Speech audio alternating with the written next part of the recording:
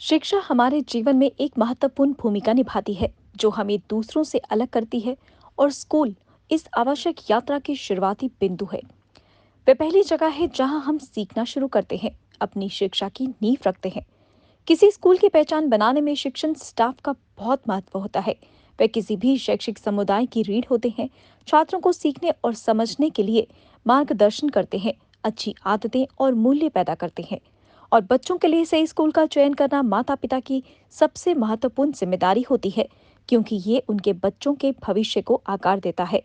इस प्रकार ये महत्वपूर्ण हो जाता है कि माता पिता एक ऐसे संस्थान का चयन करें जो अनुभवी होने के साथ साथ नए परिवर्तनों के प्रति अनुकूल हो, गहरी जड़ें जमाए हुए हो, फिर भी आधुनिक हो। एक ऐसा संस्थान जहां शिक्षक शैक्षणिक पाठ्यक्रम से परे जाते हैं और छात्रों के बीच जीवन कौशल, रोजगार कौशल विकसित करने के अलावा उन्हें उनके आगे के करियर के लिए भी सही दिशा में मार्गदर्शन करने पर भी समान ध्यान देते हैं। इस क्षेत्र में दशकों से सिद्ध अनुभव के साथ क्षेत्र में स्मार्ट शिक्षण का नेतृत्व करने से लेकर 2 दशक पहले प्रतिस्पर्धी परीक्षाओं के लिए समर्पित कक्षाएं शुरू करने और अब एनईपी कार्यान्वयन में अग्रणी होने तक, एसपी स्मार्ट स्कूल ने खुद को सर्वश्रेष्ठ शैक्षणिक संस्थान के रूप में स्थापित किया है। दर्शकों, नई शिक्षा नीति शिक्षित करे, प्रोत्साहित करे, प्रबुद्ध करे, यानी एजुकेट, एनकरेज, एनलाइटन पर केंद्रित है। और ये भारत में पिछले 34 वर्षों में जारी होने वाली पहली शिक्षा नीति है। एसपी स्मार्ट स्कूल उत्तर भारत के उन कुछ स्कूलों में से एक है जो इस परिवर्तनकारी परिवर्तन के लिए पूरी तरह से तैयार है। यही कारण है कि एसपी स्मार्ट स्कूल के छात्रों को अन्य स्कूलों के छात्रों पर बढ़त हासिल है और ये परिणामों में दिखाई देता है। तो एसपी स्मार्ट का बड़ा क्लियर गोल है।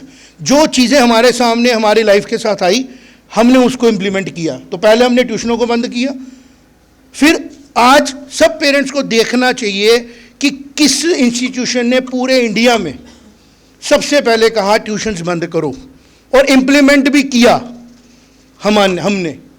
और आज गवर्नमेंट ऑफ इंडिया के इसरो के साइंटिस्टों ने एक डॉक्यूमेंट बना के दिया रिसर्च करके कि 16 साल तक के बच्चे को सेकेंडरी कोचिंग्स मत दो। उन्होंने तो लिखा होनी नहीं चाहिए कोचिंग्स, लेकिन अभी ये इतनी बड़ी भीड़ है, इसको जगदम मोड़ेंगे तो भीड़ जो है वो डायरेक्शनलेस हो जाती है, समझ नहीं आएगा क्या करना है। लास्ट ईयर जो बच्चे आपके फैमिली के मेंबर्स हैं, जो पेरेंट यहाँ बैठे हैं, अगर वो थोड़ा अवेयरनेस के साथ चलते हैं तो लास्ट ईयर ग्रेजुएशन की जब एडमिशन हो रही थी, सीयूईटी का एग्ज़ाम लगाया गया कि सीयूईटी के थ्रू एडमिशन होगी, फिर 2 महीने में विड्रॉ कर लिया गया, फिर मेरिट से लिया गया। तो आप ये समझें कि जो लोग आपके बच्चों को अगले साल ग्रेजुएशन कराना चाहते हैं वो कन्फ्यूज स्टेट ऑफ माइंड में है कि इतने लाख बच्चों को कैसे आगे लेके जाना है। तो हम लोग ये वॉच कर रहे हैं, क्योंकि हम लोग डिसीजन लेने वाले लोग नहीं ना, हम लोग प्रिपेयर करने वाले लोग हैं। हमने देखना है कि हमने किस डायरेक्शन में लेके जाना और कहाँ पहुँचाना है उसको। तो इसके लिए हम लोग अपने आप को एजुकेट करते हैं, अवेयरनेस लाते हैं, स्टडीज़ करते हैं, आने वाले समय को भी प्रिडिक्ट करते हैं। तो हमने अपने बच्चों को सीयूईटी की तैयारी पहले कराई थी, लेकिन मैंने कहा था मेरिट खींच के रखना, क्योंकि गवर्नमेंट के पास कोई पॉलिसी नहीं है कि सीयूईटी में सबको घुसा देंगे, और ये भी पॉलिसी नहीं है कि मेरिट ड्रॉप कर देंगे। तो एंड में क्या हुआ, बच्चे सीयूईटी करने कोई लुधियाना जा रहा है, कोई अमृतसर जा रहा है, पेरेंट्स सर्दियों में बाहर बैठे हैं, कोई गर्मियों में बैठा है, और एंड में पेपर कैंसिल। अब कैसे एडमिशन होगी, अब नॉर्मल मेरिट से एडमिशन होगी। तो हमने अपने पेरेंट्स को गाइड किया था, हमने एक भी बच्चा अपना पीछे नहीं रहने दिया, एक भी, फ़ोन पे कॉल करके, क्योंकि हम अवेयर थे।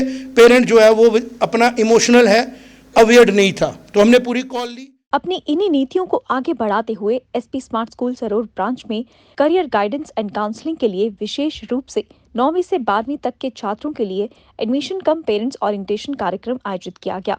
इस कार्यक्रम में मेधावी छात्रों को सम्मानित करने के अलावा नई शिक्षा नीति के साथ शिक्षा क्षेत्र में चल रहे बदलाव, वैश्विक स्तर पर नौकरी बाजार और उद्योग की बदलती गतिशीलता और विकसित भारत में उत्कृष्टता प्राप्त करने के लिए आवश्यक कौशल पर ध्यान केंद्रित किया गया। एसपी स्मार्ट स्कूल के चेयरमैन श्री शिवांग सत्य गुप्ता के लिए उनकी जिंदगी में प्रेरणा का स्रोत रही उनकी माता Shri trustee educational trust Shrimati Prabha Gupta ji इस मौके पर मुख्य अतिथि के तौर पर मौजूद थी। उनके साथ स्कूल की वरिष्ठ फैकल्टी और academic adviser SP smart school Saror Shri आर.एस. संब्याल भी मौजूद थे, जिन्होंने छात्रों को लैपटॉप देकर सम्मानित किया और शिक्षा के क्षेत्र में आगे बढ़ने की प्रेरणा दी।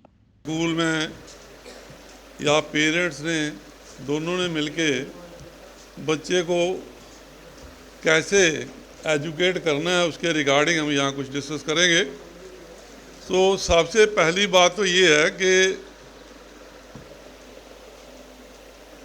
यहाँ तक बच्चे का ताल्लुक है, आपको ये नॉलेज होनी चाहिए कि जो स्कूल वाले या घर वाले या एनवायरनमेंट सारा मिलके बच्चे के अंदर से जो निकालने की कोशिश करता है वो बच्चे में ऑलरेडी होता है। वो जो ज्ञान जिसकी बात करते हैं कि स्कूल के थ्रू बच्चा पढ़ता है या पेरेंट्स उसको में इन्वॉल्व होते हैं या एनवायरनमेंट उसकी हेल्प करता है, ऐसा कुछ नहीं है। वो सारी चीज़ें बच्चे के अंदर होती है। इसको लेके चलना है आपने। बच्चे के अंदर ऑलरेडी ज्ञान है, हमने उसको बाहर लाना है। तो जैसे कि गांधी जी ने कहा है, the drawing out of the best body mind and spirit. जो बच्चा है उसके अंदर हर चीज़ प्रेजेंस है। अब हमने वो एनवायरनमेंट क्रिएट करनी है जिससे वो चीज़ बाहर आ सके। तो वो जो मेथोडोलॉजी है उसमें स्कूल भी इन्वॉल्व है, घर भी इन्वॉल्व है। तो यहाँ इसीलिए इस टॉपिक का नाम लिखा है role of parents in teaching learning process.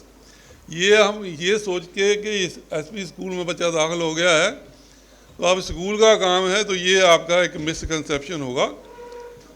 यहाँ से घर जा रहा है, घर से यहाँ आ रहा है, रास्ते का भी इम्पैक्ट है उसके ऊपर।